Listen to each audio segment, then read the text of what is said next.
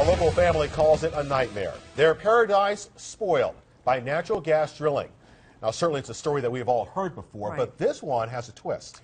Channel 4 Action News investigator Jim Parsons explains tonight the natural spring water in this story will literally, Jim, catch on fire. That's right, Wendy. The Headley family built their house just a few years ago, just before the gas drilling boom hit. They had a chance to buy the gas rights, but they didn't. And now they wish they did, because they are sharing their 115-acre farm with the Marcellus shale industry. This puddle along a country road in southern Fayette County is a natural spring, an artesian well. But it isn't the spring that's creating these bubbles. When did you first notice this?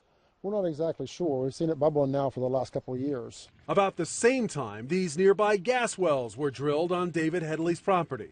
David invited us to do what he did when he first saw these bubbles. Flick a lighter. All right, let's see. Here we go. Is that really water burning, David? When David places a funnel over the bubbles, the flame stays lit. The horses used to drink out of this spring, and the deer and the coon, all those animals have since left. Nothing will drink from here. There's not a footprint around this well at all. And this isn't even what makes David really angry. What really ticks him off are episodes like what happened a couple of weeks ago. See this well worker walking away from a natural gas tank? Moments earlier, the tank where he stood did this. A cap popped up and a gas cloud began pouring out. David shot the video from inside his house just 150 yards away. We could see from the house, it was quite visible what was going on.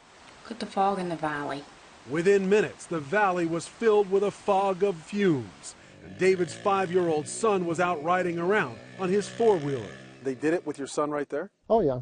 Yeah, they don't have any mercy. David says he ran out and confronted the worker. I demanded he stop. I said, I know what's in that stuff, and I don't want my kids breathing that stuff. You need to stop. And he wouldn't stop, of course. You can't stop them.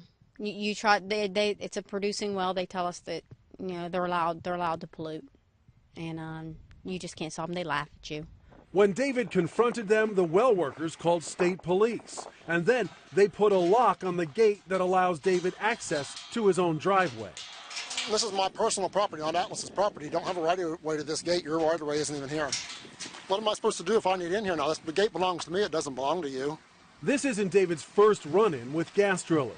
He almost got arrested last year for confronting them while carrying a shotgun. This has just been a nightmare. We bought this place for a paradise, a quiet place to raise our kids, away from the hustle and bustle, and someplace they could ride their horses and their four-wheelers and enjoy living on the farm.